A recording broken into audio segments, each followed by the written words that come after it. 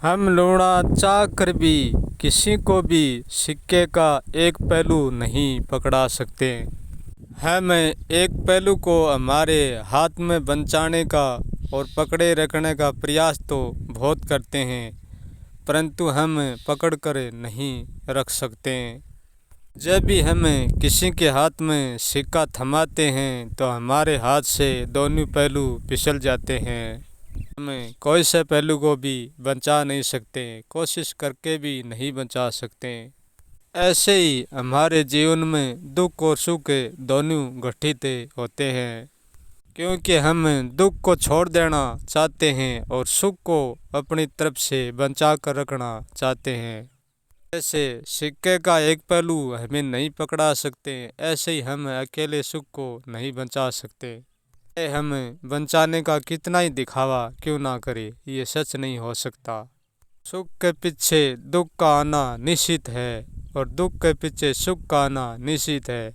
उनके बचाने का कोई भी उपाय नहीं है, उपाय करना भी व्यर्थ साबित होगा। जब भी हम मार्ग पर हमारे पैरों को लेकर चलते हैं तो हमारे पैरों का निशान हमारे साथ ही आ जाते हैं, परंतु सबको लगता यूँ ही है कि निशान तो पीछे छोड़ जाते हैं और हम आगे निकल जाते हैं। हमारे देखने में भलाई निशान पीछे छोड़ जाते हैं। जब भी हम हमारी पैरों की ओर देखेंगे तो हमारा निशान वहीं मिलेगा जहाँ हम खड़े हैं। यही जीवन देखने का धोखा है कि जीवन की सब चीज़ पीछे छोड़ जाती हैं। पीछे कुछ नहीं छोड़ता, सारा जीवन एक साथ चलता है। हम रोज़ जूती पैर कर चलते हैं तो हमारी जूती भी घस जाती हैं। जब भी हम हमारी जूती के ऊपर ध्यान देते हैं तो हमें लगता है कि हमारी जूती घस गई। ऐसा नहीं, हमारी जूती नहीं, हमारी जूती के साथ हमारे पैर भी घस जाते हैं। हमारा ध्यान सहजता से जूती पर ही जाता है, हमारे पैरों पर नहीं। जब हम अच्छाई पर चलने लगते हैं तब हमें लगता है कि अब हमारी बुराई थक गई। जितनी अच्छाई होशियारी पकड़ लेती है इतनी पीछे बुराई भी पकड़ लेती है। उसको नाकारने का कोई तरीका नहीं है, कोई उपाय नहीं है, सिर्फ दबाने का तरीका है। जब हम शुरुआत को साथ लेकर चलेंगे तो अंत भी हमारे साथ होगी। शुरुआत को हम पीछे नहीं छोड़ सकते, अंत को हम आगे नहीं देख सकते, दोनों को एक साथ ही देखना पड़ेगा। जिस समय नास्तिक का नाश हुआ उसी समय ही आस्तिक का जन्म हुआ और आस्तिक से ही नेम और शासन का जन्म हुआ और शासन से ही अनुशासन का जन्म हुआ। जिस समय नेम का जन्म हुआ उसी समय हमारे पास एक बगैर नेम का भी जन्म हो गया। भी हमारे भीतर अच्छाई का जन्म हुआ उसी समय हमारे भीतर एक बुराई ने भी जन्म ले लिया। जब से हम साहूकार को जानने लगे हैं, जब से ही हम चोर को जानने लगे हैं। जब हम साहूकार को नहीं जानते तब तक हम चोर को भी नहीं जानते। हम नेम को नहीं जानते तब तक हम बगैर नेम को भी नहीं जानते। जब तक हम शासन को नहीं जानते जब तक हम अनुशासन को भी नहीं जानते।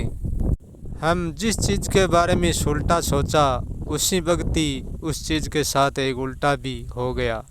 जिस दिन हमारे भीतर न्याय का विचार उतरा उसी समय तुरंत अन्याय का भी उतर गया, क्योंकि हम एक तरफ से किसी के साथ ही न्याय नहीं कर सकते। होंगी तो दोनों ही होंगी।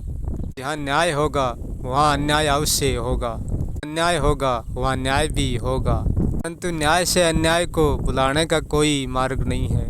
न्याय को मिटाना है तो साथ साथ न्याय को भी मिटाना पड़ेगा। जब हम हमारे मन को कोई कार्य से हम रोक देते हैं तो हमारे मन के साथ अन्याय हो जाता है और हमारे साथ न्याय हो जाता है। हमारा मन हमको रोक देता है तो हमारे साथ अन्याय हो जाता है और हमारे मन के साथ न्याय हो जाता है। मन के साथ अन्याय होगा तो हमारे साथ न्याय होगा और हमारे साथ अन्याय होगा तो मन के साथ अन्याय होगा। बात कहने में बड़ी कुशल लगती है कि जब हमारा मन शांत हो जाता है तो उसमें कोई न्याय नहीं बचता, उसमें कोई अन्याय नहीं बचता। के कमज़ोर व्यक्ति को दबाकर और न्याय की तरफ हाँ भराई जा सकती है। जिस दिन हमारी न्याय और अन्याय एक हो जाएगी, जिस दिन नास्तिक अनास्तिक रहेगा, नास्तिक नहीं रहेगा, केवल अनास्तिक ही बचेगा। जितनी हम धर्म की सुरक्षा करते हैं, इतना ही हमारा धर्म असुरक्षित हो जाता है। जितना ही हम सत्य के करीब पूछते हैं, इतना ही हम असत्य में पीछे लौट जाते हैं। इतना हम नेम को बांध देते हैं, इतना ही नेम खंडित हो जाता है। आज जितनी कुशलता से धर्म आगे बढ़ता है, इतनी कुशलता से शिष्टाचार भी आगे बढ़ जाता है। एक हाथ में धर्म का दिखावा है और दूसरे हाथ में पाप का छड़ावा।